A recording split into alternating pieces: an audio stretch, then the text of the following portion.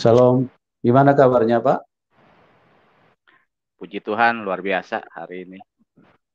Ya, puji Tuhan ya. Terima kasih Pak Muhammad Ferdiansa sudah hadir di tengah-tengah kita dan siap berbagi untuk supaya bagi yang Kristen bisa dikuatkan, diteguhkan, dan semakin menyala-nyala di dalam Tuhan.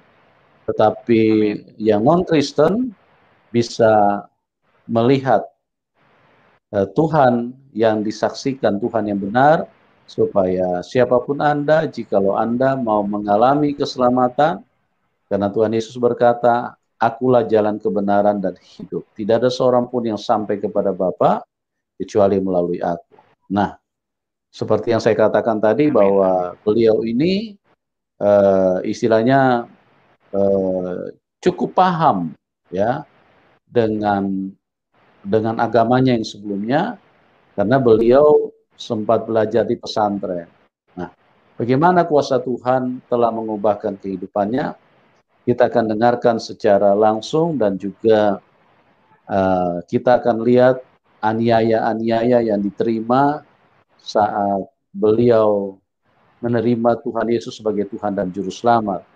Memang meninggalkan Islam itu satu hal yang tidak mudah bagi murtadin, ya, tidak mudah karena tantangannya sangat besar, ya.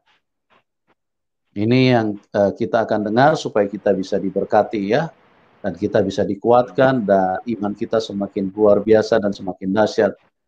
Oke, Pak Ferdiansa, Anda bisa menceritakan secara lengkap mulai dari latar belakang dulu, ya. Bagaimana dulu Anda di Islam dan seperti apa Anda mendapatkan pendidikan pada waktu itu, dan kemudian bagaimana Anda bisa beralih meninggalkan Islam dan kemudian percaya dan menerima Tuhan Yesus sebagai Tuhan dan Juru Selamat. Oke, Pak Ferdiansa, Amin. waktu dan tempat saya serahkan kepada Anda. Silakan, Pak Ferdiansa. Baik, Pak. Terima kasih, Mas. Ya, Salam Elohim Besem Hamasyiah. Salam dalam Tuhan, dalam Kristus. Perkenalkan, nama saya Muhammad Ferdiansa. Saya lahir di Jakarta 10 Februari 1981. Saya hidup di lingkungan yang orang keluarga saya itu betul-betul fanatik dalam Islam, apalagi bapak saya ini orang dari Sumatera Utara, Melayu, Pangkalan Berandan. Jadi kalau misalkan saya dulu sama kakak-kakak saya itu kalau misalkan nggak sholat 5 waktu itu habis badan kita semua dipukul pakai sabuk dari kulit, gesper dari kulit begitu. Nah, ketika saya hidup di Jakarta dan saya lahir di Jakarta, tepat di saya usia 5 tahun, di situ Tuhan menguji keluarga saya dengan orang tua saya akhirnya berpisah, mama saya dan bapak saya berpisah, dan saya akhirnya diambil oleh nenek saya. Saya diajak, kebetulan waktu itu kakek saya, almarhum kakek saya seorang pensiunan Auri, jadi nenek saya diberikan rumah pensiunan Auri di daerah Tasikmalaya. Mungkin kalau misalkan yang orang Tasikmalaya mungkin tahu ya komplek Auri itu di mana gitu. Nah, saya tinggal di situ, saya dibesarkan oleh nenek saya di usia 5 tahun. Saya SD, SMP di sana, dan kebetulan waktu SMP itu saya lumayan nakal.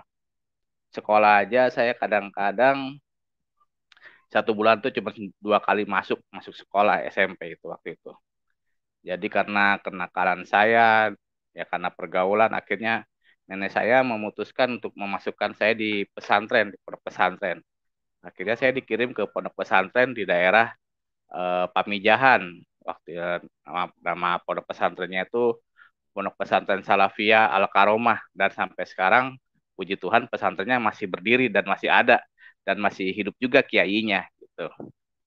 Jadi saya waktu itu dimasukkan ke dalam pesantren situ, saya mulai di situ diajarkan segala ilmu pendidikan agama, terutama tentang ketauhidan, bahwasanya ya waktu itu ya Allah itu ahad gitu.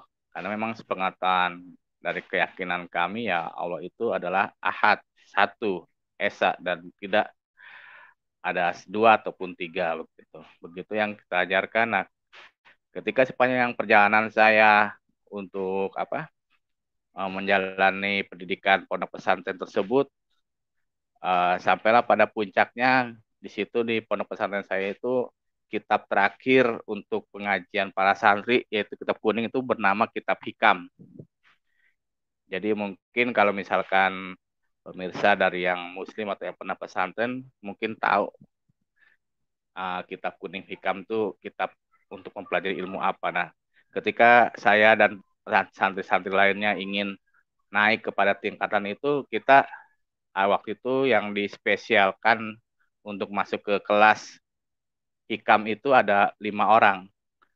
5 orang ini ya termasuk sahabat saya, dan sahabat ini yang ketika lulus pesantren juga sebagai pendiri daripada Taman Pendidikan Al-Quran di Tasikmalaya.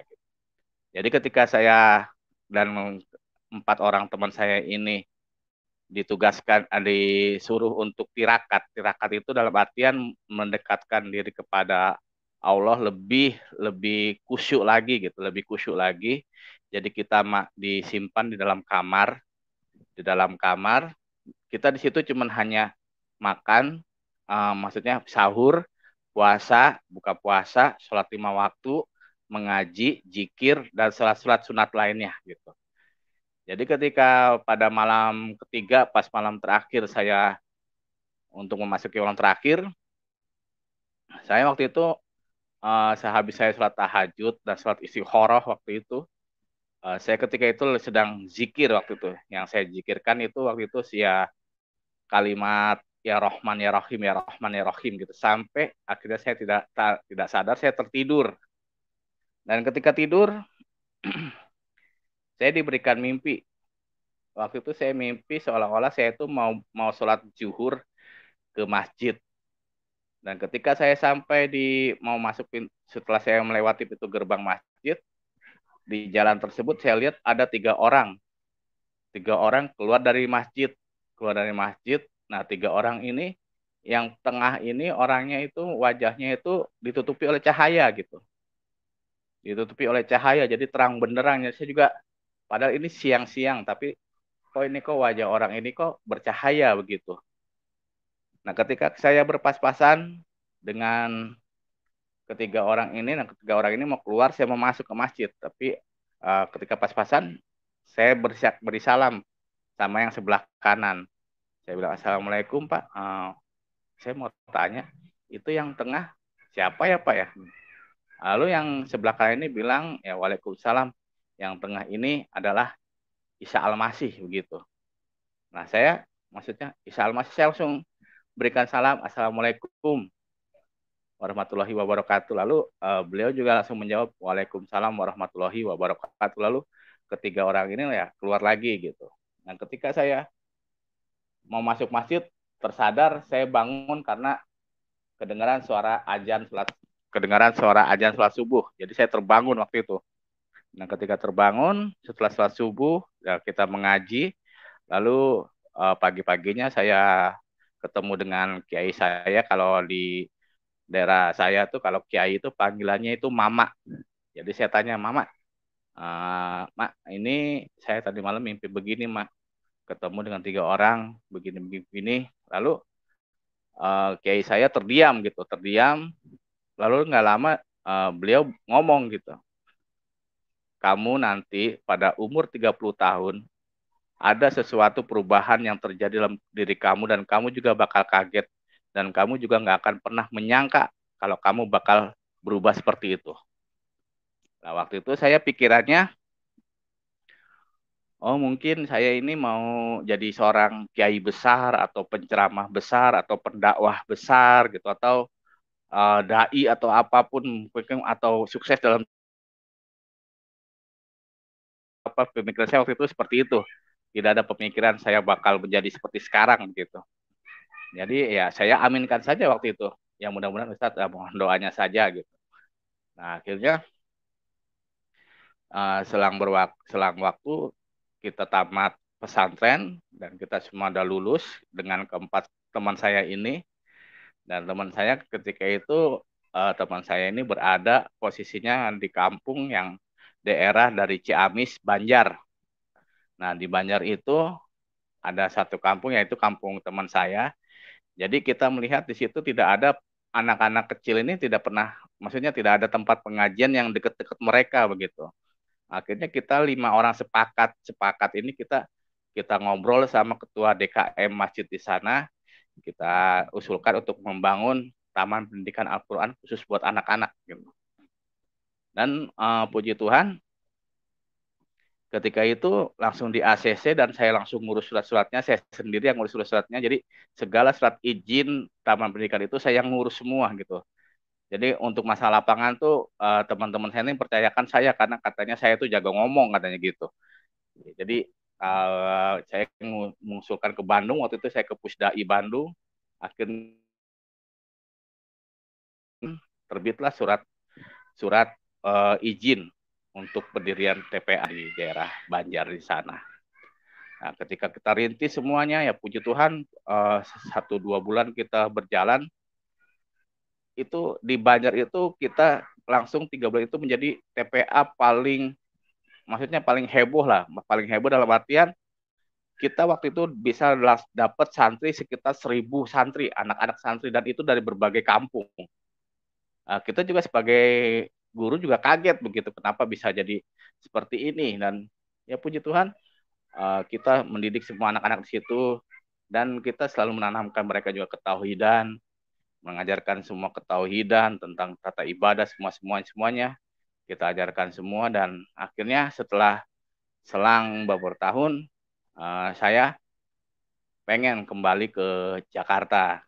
Waktu itu saya pengen ke Jakarta dan saya pengen ibaratnya bukan meninggalkan tapi ingin, waktu itu saya niatnya mau cari donasi begitu untuk TPA yang tempat kita dirikan tersebut gitu. Jadi saya pergi dari TPA itu dan saya tinggalkan, akhirnya saya ke Jakarta.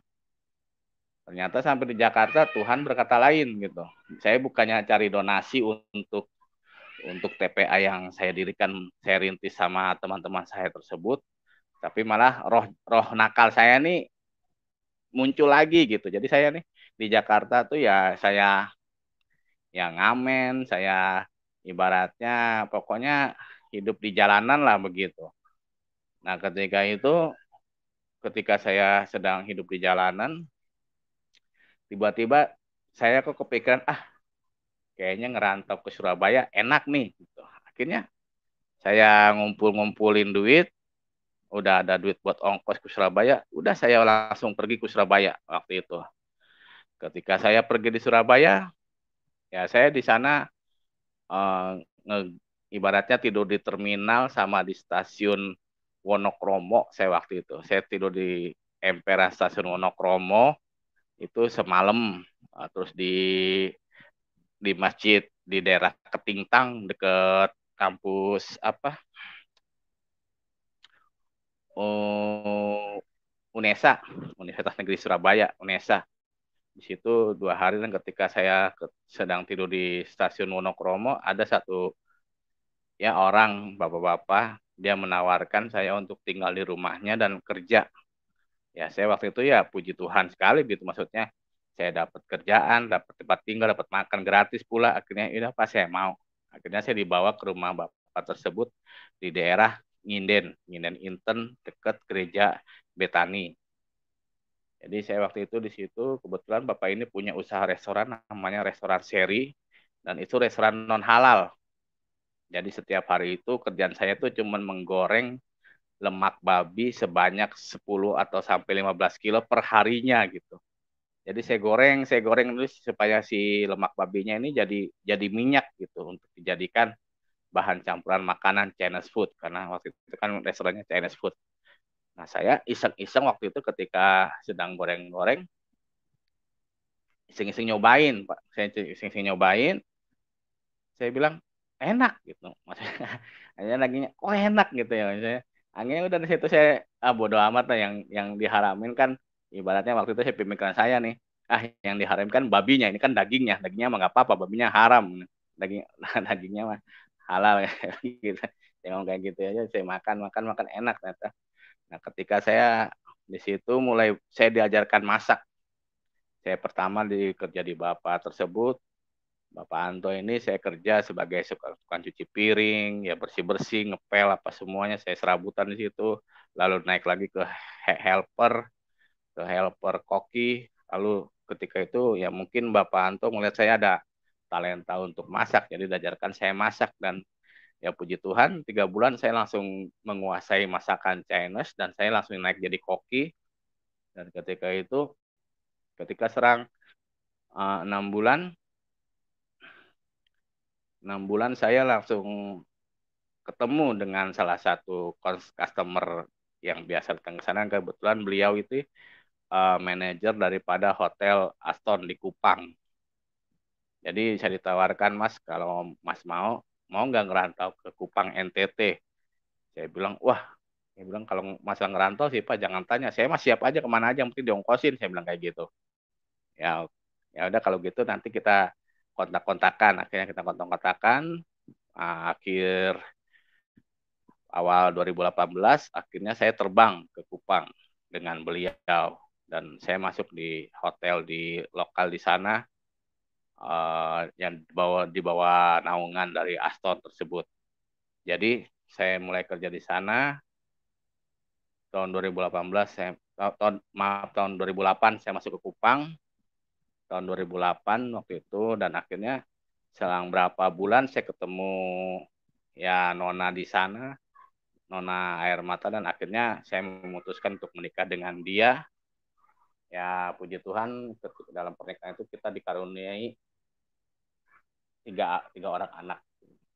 Nah, kembali lagi ke awal, ketika saya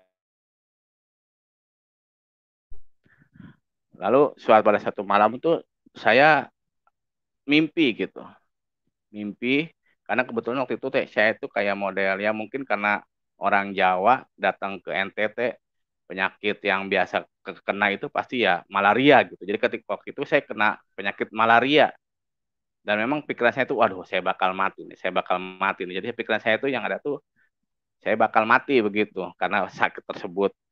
Nah, ketika itu saya di malamnya itu saya mimpi. Saya mimpi saya berada di satu ruangan putih dan ruangan itu tidak ada nggak ada orang satupun kecuali saya. Ketika saya sedang mengamati, tiba-tiba ada suara yang bilang, kalau kamu ingin hidup, kalau kamu ingin selamat, dan kalau kamu ingin benar dalam kehidupan kamu harus ikut saya. Ketika itu saya kaget gitu. Saya bangun-bangun waktu itu 2:30. Saya bangun kaget 2:30. Saya bilang, apa lagi nih maksud mimpi ini? Saya mau telepon kiai saya yang di Tasik. Nggak enak karena ya saya meninggalkan tugas sebagai pengajar TPA di Tasik di sana, di Banjar sana. Akhirnya udah saya coba doa saja, Tuhan, ya Allah maksud mimpi ini apa gitu. Nah, ketika itu ya saya masih kerja rutinitas seperti biasa. Nah, pada suatu hari saya pagi-pagi itu tepatnya hari Minggu, saya iseng-iseng buka radio, nyetel radio di sana di Kupang. Nah, ketika pas saya buka ada radio Kaisarea namanya itu di Kupang itu nama radionya tuh radio Kaisarea.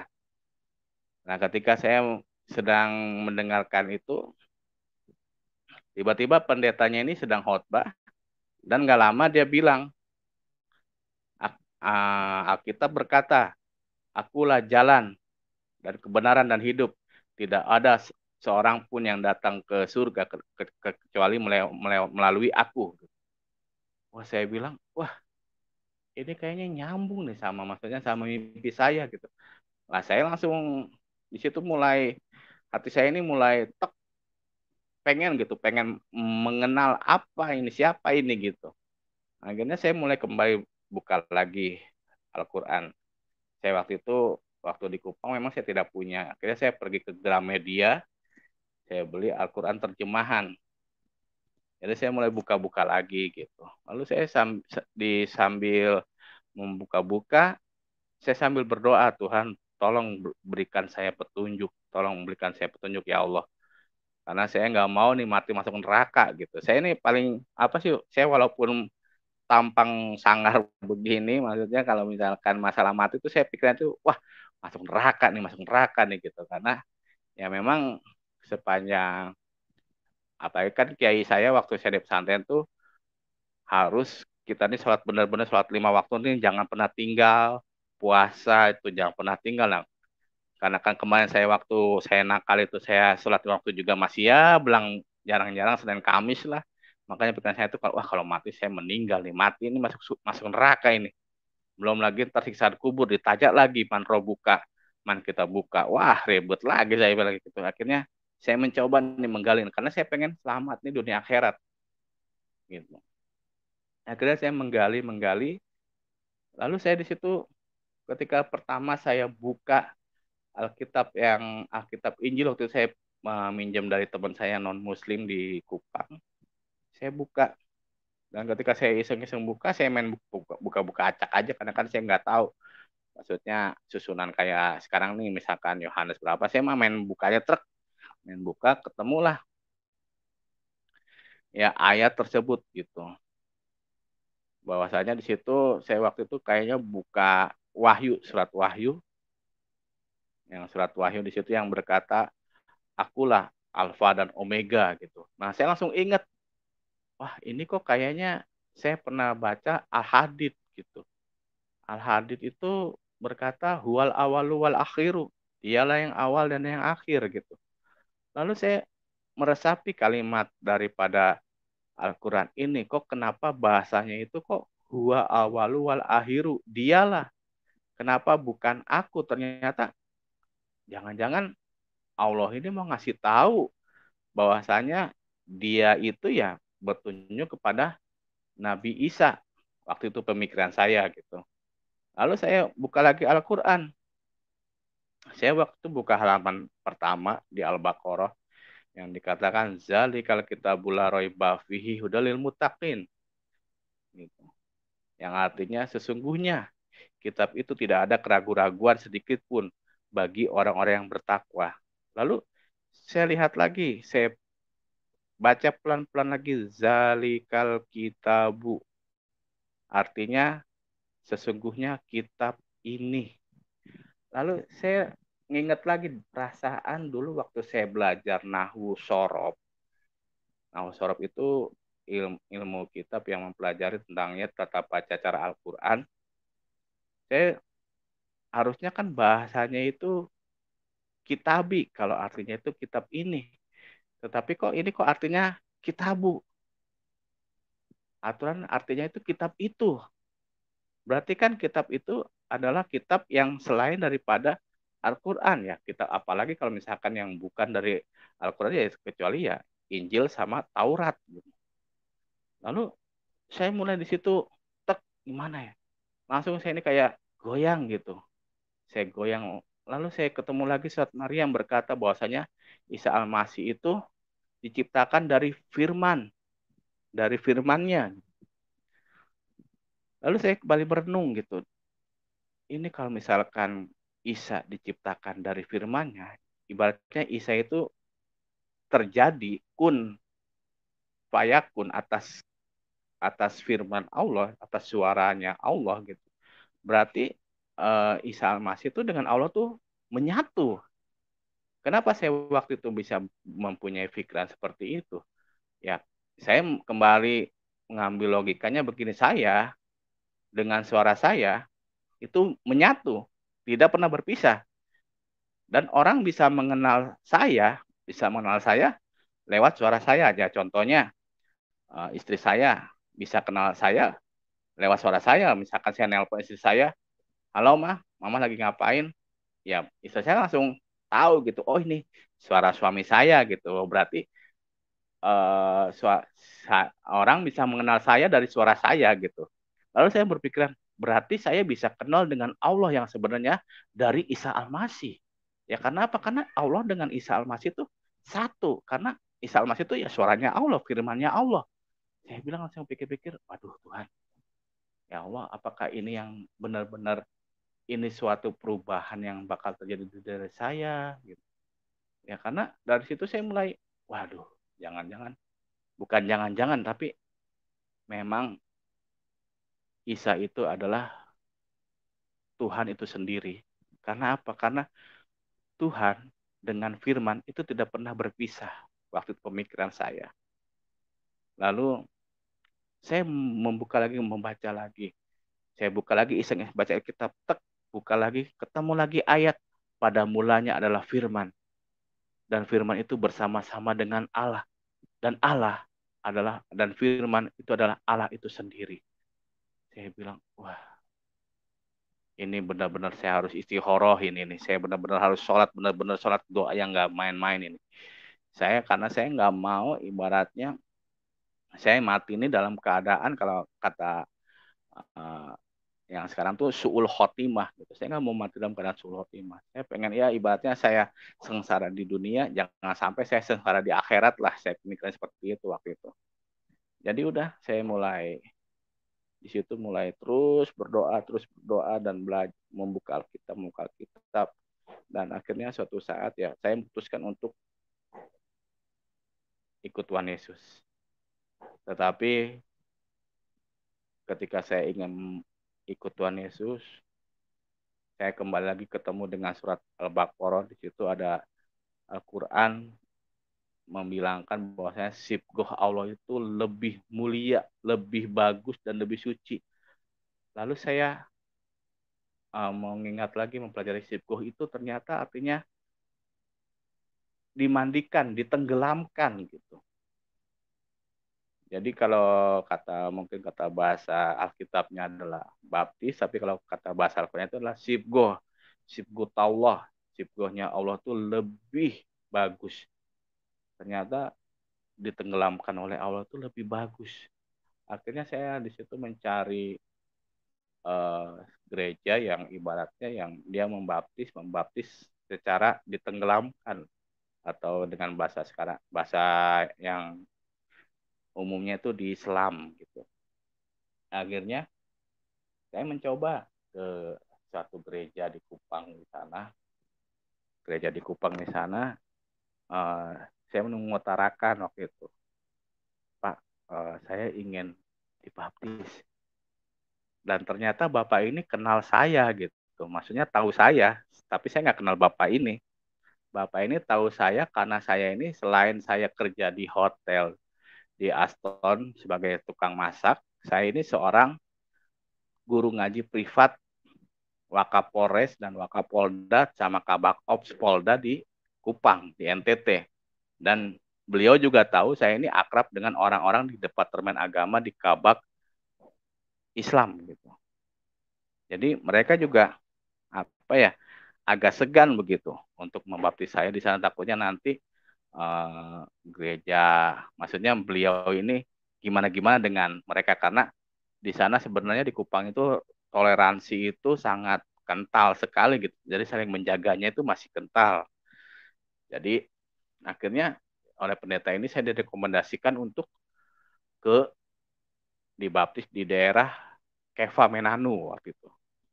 Jadi dibaptis di daerah Keva Menanu itu dari kota Kupang kalau ke Keva Menanu itu ke timur tengah utara itu sekitar 5 jam lah kalau kita naik bis. Kalau kita naik motor nggak pakai rem ya 2 jam nyampe lah gitu. Nah, kayaknya saya naik bis ke Keva waktu itu. Nah, tapi sebelum saya ke Keva, saya ini di Kupang tuh menjelajah semua gereja. Saya di situ niatnya saya pengen gereja, tetapi hati saya nih, iman saya ini bisa bertumbuh, bisa bergetar gitu. Nah, di gereja sebelum saya berangkat ke Keva itu saya mencoba ke berbagai gereja. Dari gereja Katolik saya masukin, gereja Advent saya masukin, gereja Gemit saya masukin, dan akhirnya saya masuk di gereja yang ibaratnya berarian karismatik. Nah, ketika saya masuk di gereja yang berarian karismatik, ketika pembawa acara ini baru berdoa, di situ hati saya tuh langsung kayak terkunci begitu, langsung kayak ngegeter, jadi kayak nyetrum dari ujung kaki sampai ujung kepala tuh kayak nyetrum gitu. Jadi kayak saya kayak merasakan kayak kram gitu. Nah, pas si pembawa acara menaikkan pujian, dan waktu itu pujian itu yang itu bikin saya nangis seperti orang gila waktu itu. Maksudnya saya nangis nih sampai nggak kontrol. Jadi apa yang saya rasakan dalam hati ini kayak keluar semua gitu sambil saya menangis gitu. Sambil saya juga akhirnya, dan pujian itu sampai sekarang itu kalau saya ngedengar pujian ini, kalau saya dengar pujian ini sampai sekarang itu saya pasti nggak bisa nahan air mata saya gitu. Karena ini ibaratnya pujian yang menumbuhkan keimanan saya kepada Tuhan Yesus itu sendiri gitu. Jadi pujian itu ya pribadi yang mengenal hatiku, itu pujian yang sampai sekarang kalau saya dengar itu hati saya itu langsung gemeter gitu. Maksudnya ingat ini pujian yang membuat saya apa cinta mula-mula kepada Tuhan Yesus. Dan akhirnya saya memutuskan untuk bergereja di gereja yang beraliran karismatik pada waktu itu. Dan akhirnya ketika saya dapat rekomendasi dari pendeta di Kupang untuk dibaptis di Keva, saya pun berangkat ke Keva, dan saya di sana ketemu dengan Ibu Gembala. Dan Ibu Gembala ketika dia ketemu saya, dia langsung bilang kepada saya, Mas ini Mas orang yang terakhir saya akan layani di gereja saya. Nah, saya waktu itu pikirannya nggak kemana-mana begitu. Oh ya Bu, yang penting saya bisa baptis, saya bisa mulai hidup dengan Tuhan Yesus, saya bisa ibaratnya mulai ya hidup dalam kekristenan, saya bilang gitu. Lalu akhirnya saya dibaptis pada hari Minggu waktu itu di bulan Februari. Saya lupa tanggal berapa waktu itu, yang jelas saya ingat bulan Februari tahun 2011 saya menerima Tuhan Yesus dengan sepenuh hati saya dan segenap jiwa saya. Walaupun saya tahu tantangannya itu nanti, saya pikir tantangan mah urusan belakang. Yang penting saya terima Tuhan Yesus, yang penting saya terima keselamatan, yang penting hidup saya dibenarkan oleh firman. Masalah nanti tantangan saya mau digebukin, mau dibuang, mau itu mah urusan belakang. Itu pikiran saya waktu itu. Jadi selang 3 hari waktu itu saya rencana mau pulang ke Kupang lagi hari Kamis. Tetapi pada hari Rabu, setelah Ibu Gembala baptis saya, hari Rabu Ibu Gembala meninggal dunia. Dan ternyata benar ucapan beliau, bahwasanya saya ini orang yang terakhir yang dia layakin gereja gereja beliau. Akhirnya saya di situ, saya urungkan pulang pada hari Kamis, karena saya begadang, maksudnya ikut malam penghiburan dari pertama, kedua, ketiga malam penghiburan saya ikut, dan sampai beliau Ibu Gembala ini dimakamkan juga saya juga ikut mengantarkan beliau ke tempat terakhirnya. Dan ketika selesai saya langsung pulang ke Kota Kupang. Dan di Kota Kupang 1-2 hari ketika datang, saya ngobrol sama teman-teman saya yang seagama dengan saya, orang-orang Kristen di sana. Mereka puji Tuhan ya langsung peluk saya, langsung cium saya. Apalagi ya mungkin Bapak Ibu tahu bagaimana keramahan orang-orang NTT terhadap pendatang. Ya mereka langsung peluk saya, mereka cium saya, mereka bilang selamat datang di kerajaan Tuhan, selamat datang dari bagian kami. Tapi di bagian orang-orang yang agama saya terdahulu, ya puji Tuhan, saya mendapatkan cacian yang sangat luar biasa.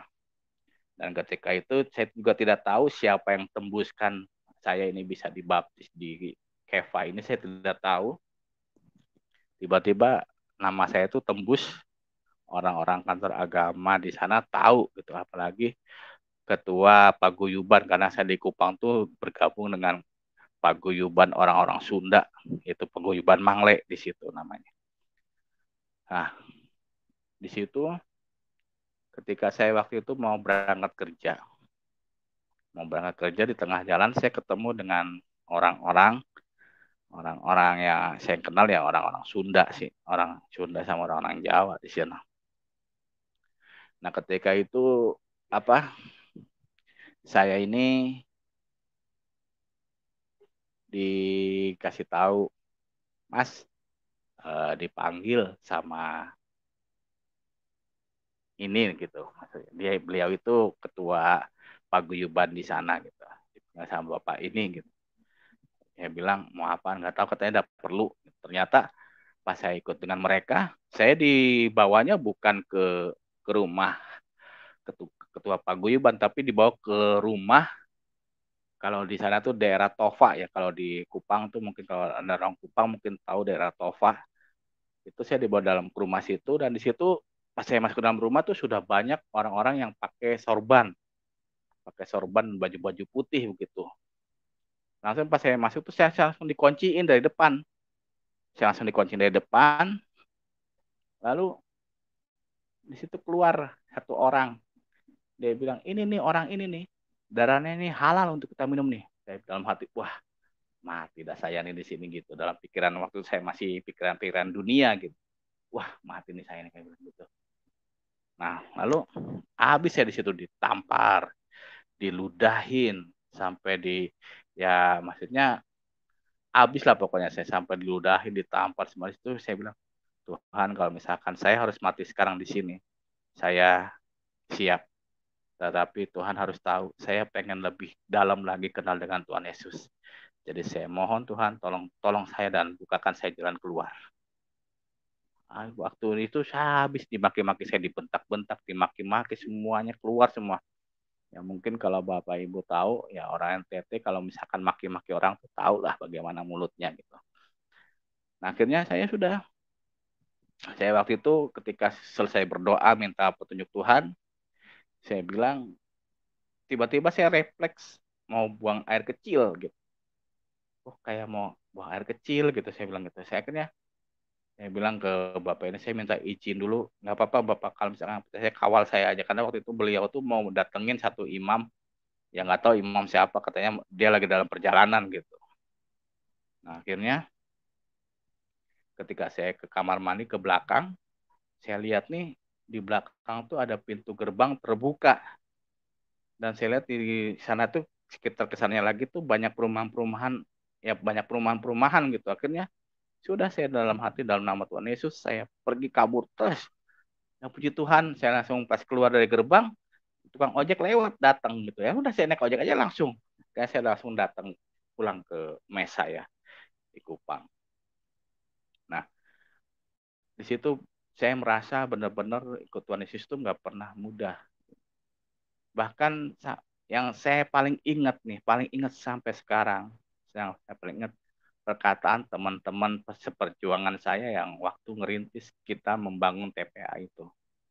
Mereka bilang begini, lu dibayar berapa, Per?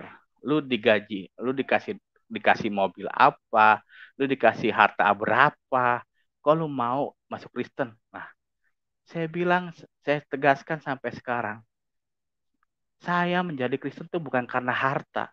Saya menjadi pengikut Kristus itu bukan karena dunia, bukan karena uang atau diiming-iming ini gitu. Tetapi karena saya ingin selamat. Saya ingin selamat karena apa? Karena Al-Quran sudah memberikan saya petunjuk. Dan Al-Quran yang sudah menjadikan saya sebagai orang Kristen.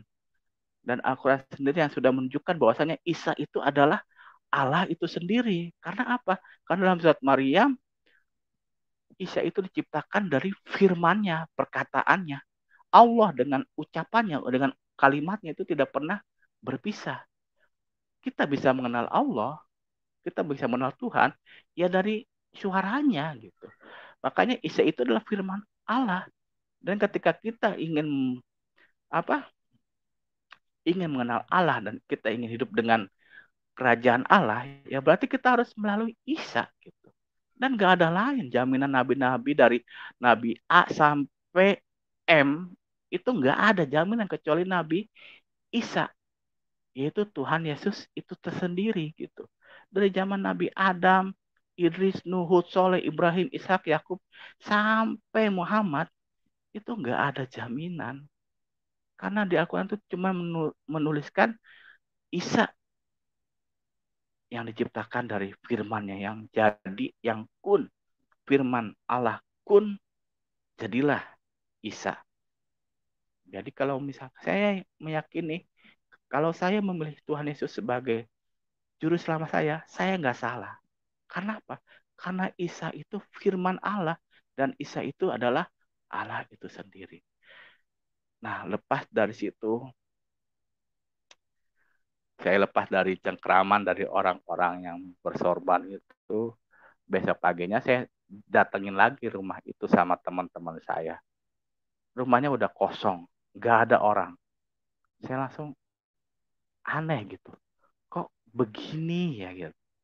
Akhirnya sudah saya bilang, saya terus kuatkan iman saya ibadah, saya berdoa, saya kuatkan iman saya. Lalu saya dibilang orang murtad lah, apalah, aduh saya bilang. Saya waktu itu dibilang orang murtad, saya emosi. Emosi kenapa? Ya, maksudnya saya ini murtad kenapa gitu, orang saya mau mau hidup dalam kebenaran supaya saya selamat dunia akhirat, kok dibilang murtad, kan aneh bin ajaib gitu. Tapi saya setelah dapat hikmah, biarinlah mereka bilang murtad, kan murtad itu kan murid Tuhan Yesus yang taat, kayak gitu. Nah, kayaknya saya kalau misalkan saya kesaksian di mana saya bilang saya nggak apa-apa dibilang murtad oleh mereka. Orang murtad itu sih singkatan murid Tuhan Yesus yang taat gitu. Jadi lepas dari situ saya terus hidup dalam Kristen, walaupun waktu itu istri saya masih dengan agama yang lamanya gitu, dan mereka keluarganya itu ya uh, merasa semakin tidak nyaman dengan ibaratnya dengan keimanan saya yang sekarang gitu.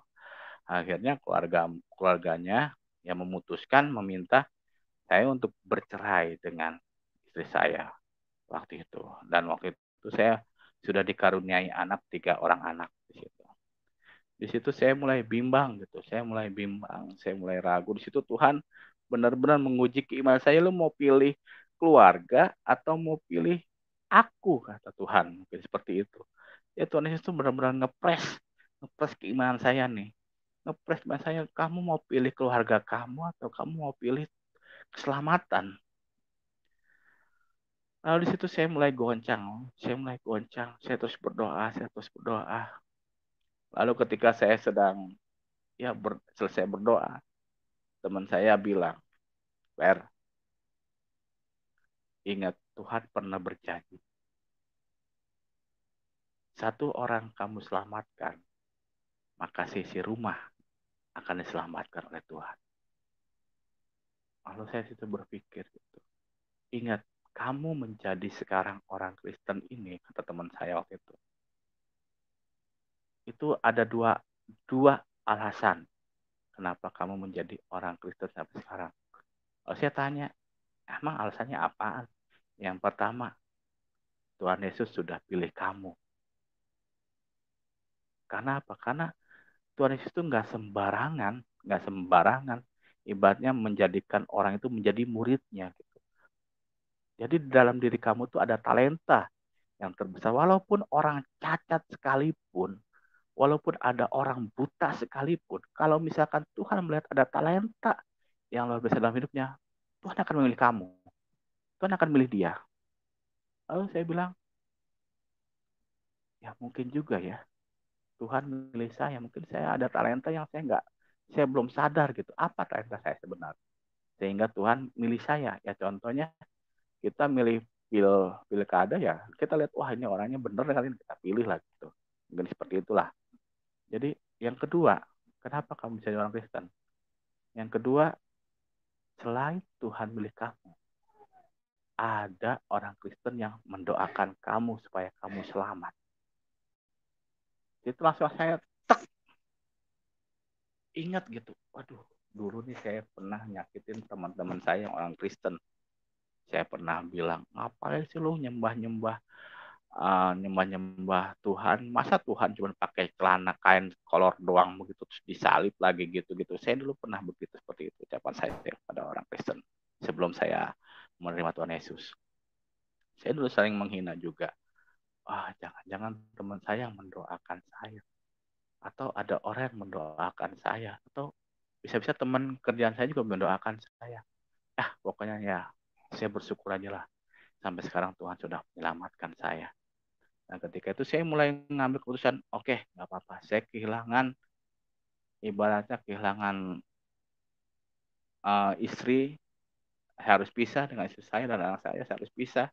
Kalau saya sih secara pribadi, saya pisah sama istri saya sih ya itu mah gampang lah ibaratnya. Dulu pemikiran saya, gue masih muda ini, gue ganteng ini, dan juga dapat lagi cewek lagi buat jadi istri. Dulu pikiran saya itu yang buat istri saya. Tapi yang paling terberat dalam hati saya itu adalah berpisah sama anak-anak saya.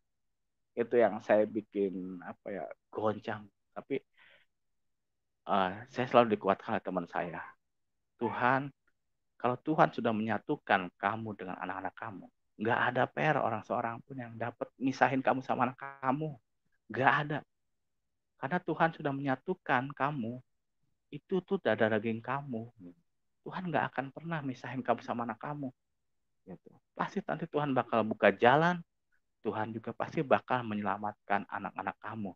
Supaya anak-anak kamu juga ikut pada kamu. Karena apa yang penting kamu kuncinya doakan anak-anak kamu terus.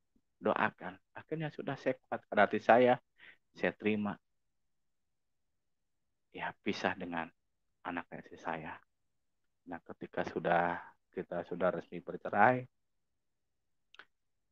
di situ akhir kontrak kerja saya dengan Hotel Aston juga berakhir. Tapi saya ditanya sama HRD di sana, Per, kamu mau nerusin kontrak lagi nggak? Kita masih ngebuka kesempatan buat kamu untuk bergabung dengan kita lagi. Saya bilang, Pak, saya deh, saya pengen nenangin hati saya dulu. Saya pengen pulang ke Jakarta dulu. Saya pengen pokoknya pengen buka suasana baru dulu gitu. Akhirnya sudah saya waktu itu pulang dari Kupang tahun 2016 saya pulang dari Kupang. Dan saya kembali ke Jakarta. Dan di Jakarta saya juga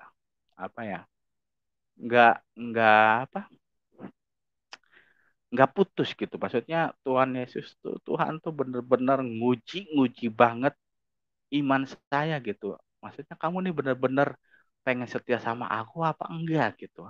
Sampai Jakarta juga saya masih terus diuji oleh Tuhan gitu. Diuji, saya diasingkan dari keluarga saya selama beberapa bulan. Keluarga saya, ibu saya juga nggak mau, apalagi kakak saya yang perempuan tuh paling nolak saya gitu, paling nolak saya, maksudnya nggak terima saya. Akhirnya udah saya hidup dengan kemampuan saya, dengan saya yakin Tuhan nggak akan pernah bikin saya jatuh sampai tersungkur.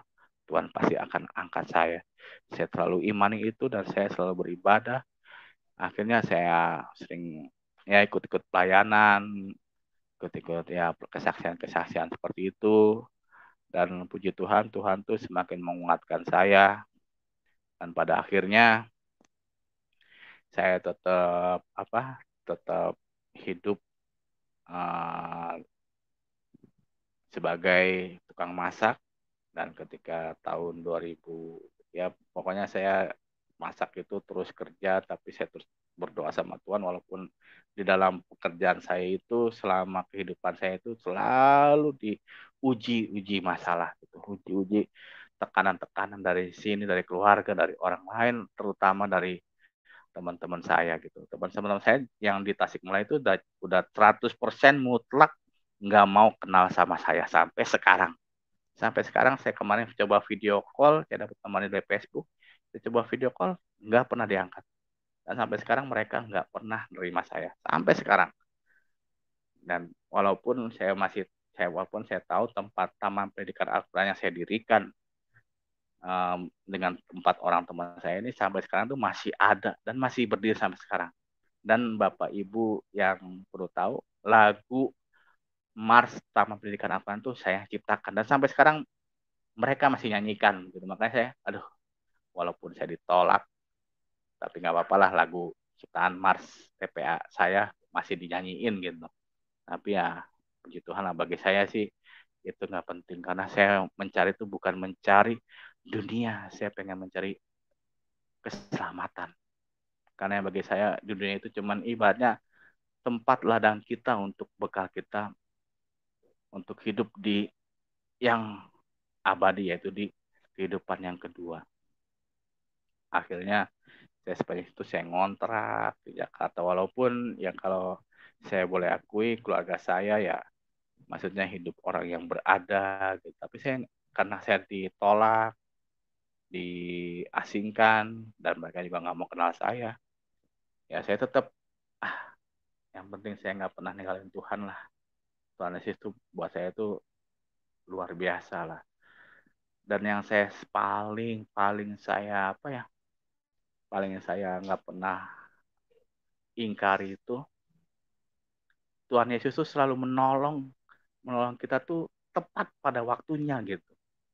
Maksudnya ada aja. Maksudnya kadang-kadang saya nggak kebayang dengan logika saya bagaimana Tuhan Yesus menolong saya. Nah, ketika akhirnya sudah saya masih kerja dan saya terus berjuang dan saya terus ingin hidup dalam dalam Kristenan, dan saya waktu itu ketika itu saya mendapatkan pemutusan kerja di Jakarta, saya nggak kerja. Nah, ketika itu saya berdoa, Tuhan, saya ini mau gimana? Saya ini bukan meragukan kuasa-Mu. Saya ini harus bayar kontrakan, harus bayar ini itu, makan minum. Tapi saya udah nggak kerja, Tuhan. Gimana ini? Saya bilang, ya pokoknya saya berdoa terus sama Tuhan. Saya minta Tuhan, Tuhan jangan pernah sia-siakan saya.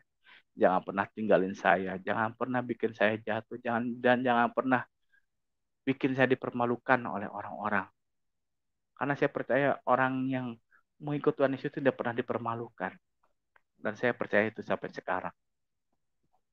Lalu di tahun 2019, saya iseng-iseng pasang iklan di OLX, lowongan kerja untuk koki. Dan baru saya pasang, malamnya saya ditelepon. Saya bilang, Mas siap nggak kita ke Papua? Mas siap nggak, mau nggak kita kerja di Papua? Mas mau kerja di Biak nggak di Papua? Saya bilang, ya kalau saya sih jangankan Papua, Pak. Amerika saya mau, yang penting diongkosin. Kayak gitu. Akhirnya enggak apa-apa. Pokok masalah tiket pesawat semuanya saya yang tanggung. Saya dalam hati ini Tuhan Yesus ini dahsyat banget. Cara kerja Tuhan Yesus itu memang maksudnya luar biasa. Saya pasang iklan di OLX, ada orang telepon, orang itu belum kenal saya, belum pernah ketemu dengan saya, dan belum tahu saya ini bagaimana. Tetapi orang ini bisa percaya ngasih transfer saya uang 1 juta untuk akomodasi dan tiket pesawat. Jadi saya langsung, wih, saya bilang haleluya, Tuhan ini benar-benar dahsyat, Tuhan ini benar-benar luar biasa nih cara nolong saya ini. Tuhan itu benar-benar ya amazing lah. Maksudnya luar biasa lah maksudnya. Ini orang yang nggak pernah kenal saya, nggak pernah ketemu saya, nggak pernah tahu saya ini gimana. Emang orang ini nggak pernah pikir, jangan-jangan ini nipu saya nih. Jangan-jangan dia ntar saya transfer dia ngilang nih, ganti nomor nih gitu. Tapi Tuhan tuh emang ya luar biasa lah, orang yang belum pernah kenal saya bisa berani transfer uang 1 juta dan bisa kasih saya tiket pesawat Jakarta ke Biak. Dan pada waktu itu tuh mungkin Bapak Ibu udah tahu sendiri lah kalau misalkan kita beli tiket pesawat pada hari-hari spesial. Waktu itu saya berangkatnya tanggal 22 Desember. Jadi udah masuk liburan Natal. Dan saya lihat harga tiketnya itu sekitar 4.800.000. Hampir 5 juta tiket pesawat doang gitu. Dan orang ini juga ngirim uang 1 juta rupiah buat saya makan minum di jalan, katanya begitu.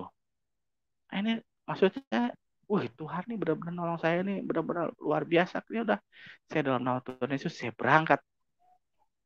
Saya berangkat ke Biak. Saya berangkat di Biak. Puji Tuhan, di sana Tuhan sudah menyiapkan, Mas. Ini kamarnya Mas. Saya lihat, Pak, ini kamarnya nggak mewah. Maksudnya? Iya, maksudnya kamar koki ada AC, wifi situ unlimited, bebas, pokoknya super kencang.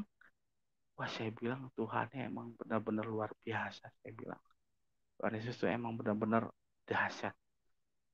Maksudnya menolong umatnya yang percaya itu nggak tanggung-tanggung gitu. Maksudnya nggak pernah setengah-setengah gitu, dan nggak pernah, ya saya selalu mengaminkan bahwasanya pertolongan Tuhan tuh pokoknya the best dari banding yang lain-lain lah, pokoknya the best lah. Akhirnya saya kerja di Biak, dan saya sepanjang di Biak saya kerja di situ, saya bekerja dengan ya gaji ya lumayan. Nah, ketika itu saya ketemulah dengan yang sekarang jadi istri saya. Jadi saya ketemu di Biak. Sebenarnya saya dekat dengan istri saya ini, maksudnya antara percaya diri dan nggak percaya diri, karena saya dengan istri saya yang sekarang ini perbedaan umurnya tuh sangat, ya sangat banyak sekali. Kita beda 16 tahun. Jadi istri saya kelahiran 97, saya kelahiran 81. Jadi kita perbedaan usia itu 16 tahun gitu. Dan ya kebetulan waktu itu sih istri saya tuh di restoran kita itu ya termasuk apa ya, maksudnya idola lah, idola karyawan. Idola karyawan, banyak yang ngejar-ngejar dia lah. Sedangkan saya ini ibaratnya udah umur 38, dia masih 21. Ya saya bilang untung-untungan. Tapi saya di situ saya mulai deketin, saya niatin, Tuhan, kalau misalkan saya bisa dapetin dia, saya pengen bawa dia, saya ingin ajak dia, saya ingin bawa dia, bawa hidup dalam kekristenan. Saya niatinnya begitu waktu itu. Yang saya niatin, kalau misalkan saya dapetin dia, saya bakal menangkan jiwa dia. Saya bakal selamatin hidup dia. Saya akan bawa dia ke dalam Tuhan. Saya janji Tuhan. Saya dulu niatinnya kayak gitu. Dan puji Tuhan, di antara banyak pria-pria yang ngejar-ngejar dia nih, akhirnya ya istri saya tuh nggak tahu kenapa milih saya gitu. Mungkin pemandangan dia, wajah saya mirip Anjasmara mungkin gitu. Jadi dia pilih saya. Tapi waktu itu ya kita diuji juga gitu. Diuji, akhirnya istri saya itu sebelum dulu kita nikah, uh, dia pulang ke kampungnya itu di Bau-Bau, daerah Sulawesi Tenggara. Dia pulang, dan ketika itu dia pulang, saya masih menyelesaikan kontrak kerja saya di Biak di Papua. Biak di Papua, saya ngabisin kontrak. Setelah kontrak saya kerja habis, saya rencana pengen pulang. Karena apa? Karena waktu itu situasi di Jayapura di Papua sedang panas. Yang kejadian kemarin, kerusuhan Papua tahun kemarin tuh saya posisi masih di Papua. Jadi saya pengen perpanjang kontrak. Saya juga yang ngeri-ngeri sedep lah kayak gitu. Maksudnya takut ya terjadi hal-hal yang, bukan saya takut mati, bukan gitu Mas. Tapi ya kita menjaga hal-hal yang kita tidak inginkan gitu. Selagi kita masih ada kesempatan untuk selamat, supaya kita bisa mengabarkan kabar gembira keselamatan Tuhan hanya dalam Tuhan Yesus, ya kenapa enggak gitu. Akhirnya saya memutuskan untuk tidak perpanjang kontrak.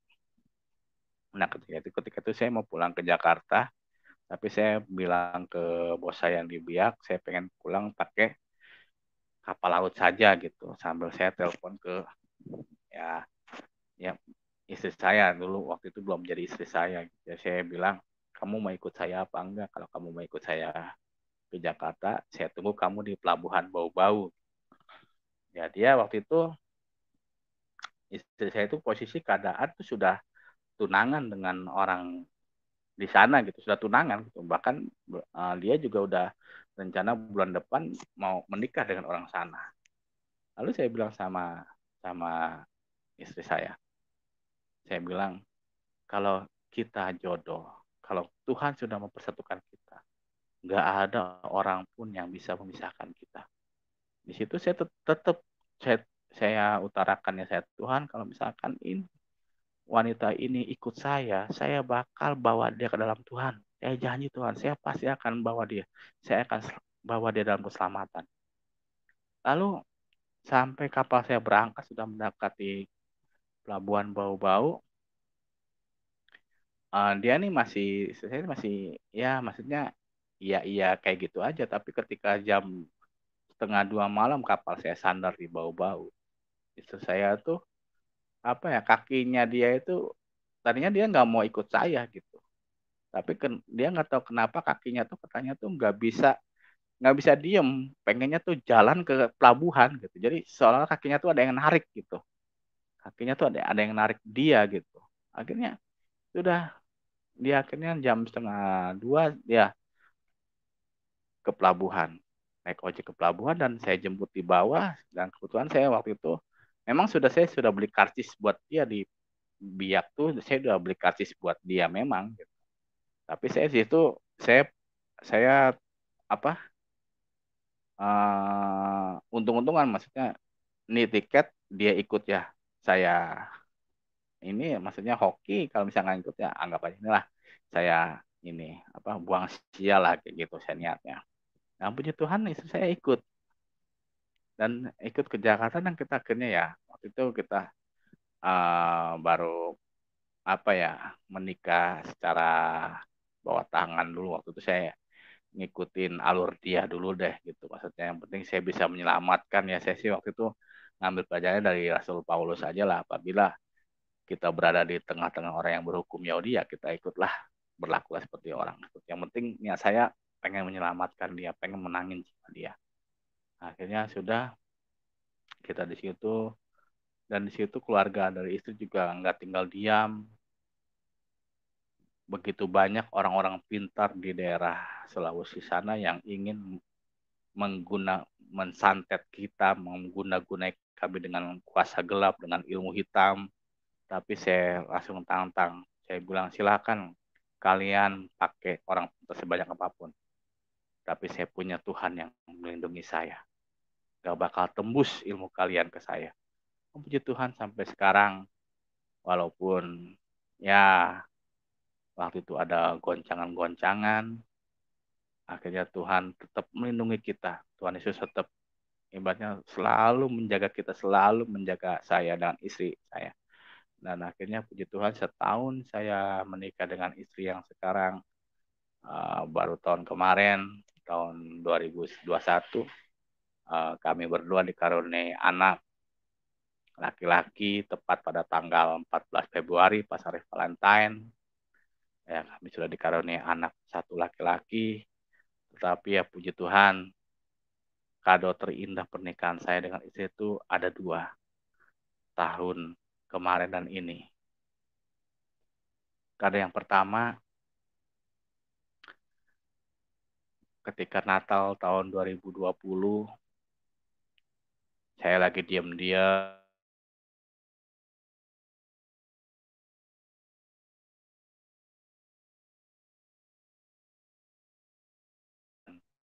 gitu. Saya mau ikut Tuhan Yesus. Saya mau apa? Saya mau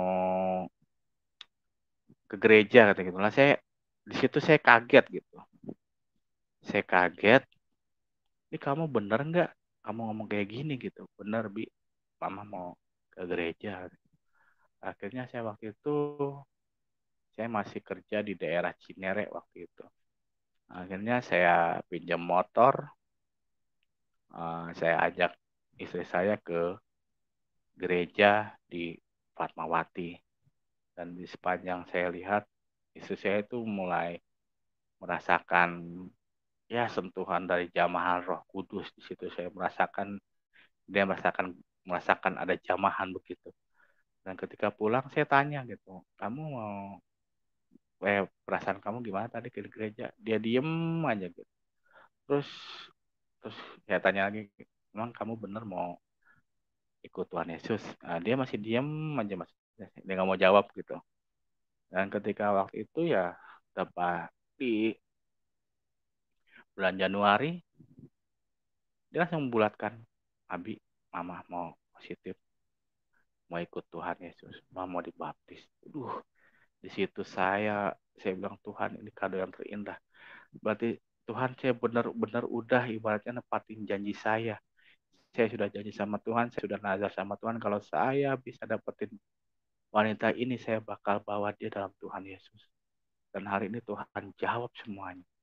Saya bilang, terima kasih Tuhan, terima kasih. Akhirnya pada Januari tahun 2021, istri saya dibaptis di daerah Bintaro.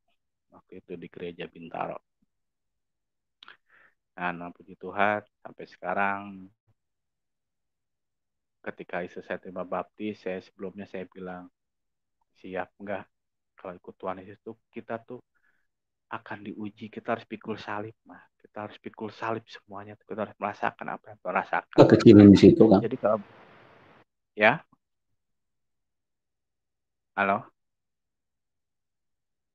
Jadi Tuhan masih merasa apa? Tuhan masih menguji kehidupan kita gitu. Lalu ketika saya sudah baptis, Tuhan menguji lagi kehidupan kami berdua. Akhirnya saya keluar dari kerjaan saya karena resto saya bangkrut karena alasannya katanya pandemi corona. Jadi restoran saya tutup dan saya nggak kerja lagi. Sedangkan saya di situ bingung, istri saya sedang hamil tua. Tapi saya selalu yakin Tuhan pasti tolong, Tuhan pasti tolong. Akhirnya saya coba ngelamar kerja dan saya puji Tuhan dapat kerja lagi di Jakarta Barat. Dan baru 2 minggu saya kerja, istri saya kontraksi. Waktu itu saya belum pegang uang seperak pun saya tidak pegang karena waktu itu saya baru kerja 2 minggu. Akhirnya saya saya berdoa, Tuhan, saya ini udah nggak punya uang seperak pun untuk biaya bersalin, sedangkan istri nggak punya BPJS, kita melahirkan normal. Saya bilang, saya selalu, Tuhan pasti tolong saya yakin Tuhan pasti tolong saya. Dan puji Tuhan ketika puncak-puncaknya kita diuji itu ketika bidan bilang, Pak, besok harus sudah keluar ya. Jadi tolong diselesaikan biaya administrasinya gitu. Saya bilang, wah, Tuhan ini benar-benar uji saya ini benar-benar dahsyat. Tapi saya masih percaya Tuhan tuh nggak bakal ninggalin saya. Tuhan itu nggak bakal pernah ninggalin saya. Dan paginya itu saya ditelepon sama bos saya. Gitu. Per, istri kamu sudah keluar dari klinik? Saya bilang belum Pak. Lah kenapa? Ya ini, maksudnya masih kendala biaya. Lah emang kamu nggak pegang uang? Ya enggak lah Pak, saya juga baru kerja di Bapak 2 bulan. Saya mau kasbon juga kan nggak bisa Pak, nggak enak juga. Wah, yaudah kirim nomor rekening kamu. Akhirnya saya ditransfer oleh bos saya. Saya baru kerja 2 minggu bisa ditransfer sekitar 2 jutaan lebih gitu, hampir 3 juta waktu itu. Dan itu saya pakai semua untuk bayar biaya persalinan misalnya. Dan akhirnya puji Tuhan saya pulang ke kontrakan. Kita di sini hidup masih tinggal di kontrakan, walaupun kita ngontrak ya tetap ada kuasa kasih Tuhan di sini. Lalu saya bilang, mah, kita ini walaupun nanti kita dicaci, dimaki, dihina, ingat Tuhan, ajaran Tuhan Yesus itu adalah ajaran kasih. Tidak pernah kekerasan di balik kekerasan. Tidak pernah kebencian di balik kebencian. Tetapi Tuhan itu selalu mengajarkan kita kasih. Dan sampai sekarang kita masih ngontrak dan Tuhan juga masih menguji kehidupan rumah tangga saya sampai sekarang. Bulan depan, akhir bulan ini, ya restoran tempat saya kerja juga akhirnya mau tutup juga. Saya bilang, Tuhan, ini ya, bulan depan saya ini nganggur, tapi saya yakin Tuhan pasti buka jalan. Pasti Tuhan kasih pekerjaan lagi buat saya supaya saya bisa menghidupi kehidupan anak saya dan istri saya di sini. Ya, tapi sampai sekarang saya selalu meyakini dan Tuhan itu tidak pernah salah. Tuhan itu tidak pernah ingkar janji. Dan saya juga nggak pernah menyesal. Seumur hidup saya tidak pernah menyesal. Saya memiliki keputusan untuk ikut Tuhan Yesus. Sampai sekarang saya tidak akan pernah menyesal. karena Tuhan Yesus itu teramat baik dalam kehidupan saya. Walaupun dalam kehidupan lama saya begitu mencintai agama saya itu, tapi ketika saya mengenal Tuhan Yesus, semuanya itu ternyata keselamatan ada dalam Tuhan Yesus, dan nggak ada yang bisa, nggak ada Tuhan lain, tidak ada la ilahi kecuali Tuhan Yesus, tidak ada Allah sekalipun sekali Tuhan Yesus. Jadi saya ingin berbagi kesaksian ini untuk ya saudara-saudara terkasih yang hidup dalam Kristus sampai detik ini. Jangan pernah meninggalkan Tuhan Yesus dalam keadaan apapun, dalam keadaan sulit apapun. Jangan pernah meninggalkan Tuhan Yesus. Karena ketika kita meninggalkan Tuhan Yesus, keselamatan kita akan hilang. Ingat, yang bisa menjamin kita masuk surga, yang kita bisa menjamin kita selamat, hanya Tuhan Yesus yang bisa menjamin. Yang lainnya itu tidak ada yang berani menjamin. Saya selama dalam Kristen tidak ada kata insya Allah, tidak ada. Yang ada adalah ya dan amin. Ya dan amin. Jadi itu sedikit kesaksian yang saya bisa berikan kepada saudara-saudara terkasih. Ya, saya harap bantuan doa supaya saya dan istri, apalagi istri baru mengenal Tuhan Yesus, bantu doa kami supaya kami semakin kuat dan bisa menghadapi segala ujian dan cobaan sampai detik ini.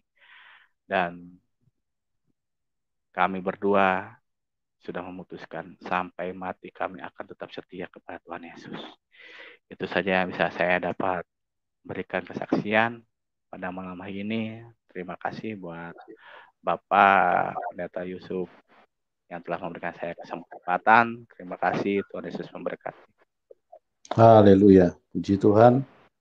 Kita diberkati dengan kesaksian yang luar biasa bagaimana Tuhan Yesus mengubahkan seseorang yang cukup fanatik dengan keagamaannya sebelumnya, tapi kita melihat di sini kuasa Tuhan Yesus sangat nyata dan telah terbukti bahwa Tuhan Yesus bukan hanya huruf-huruf yang dibukukan, tetapi dia adalah Amin. firman yang ditulis di dalam buku, sehingga apapun yang kita percayai, apapun yang kita yakini sesuai dengan firman-Nya, itu tergenapi, itu terbukti, terrealisasi.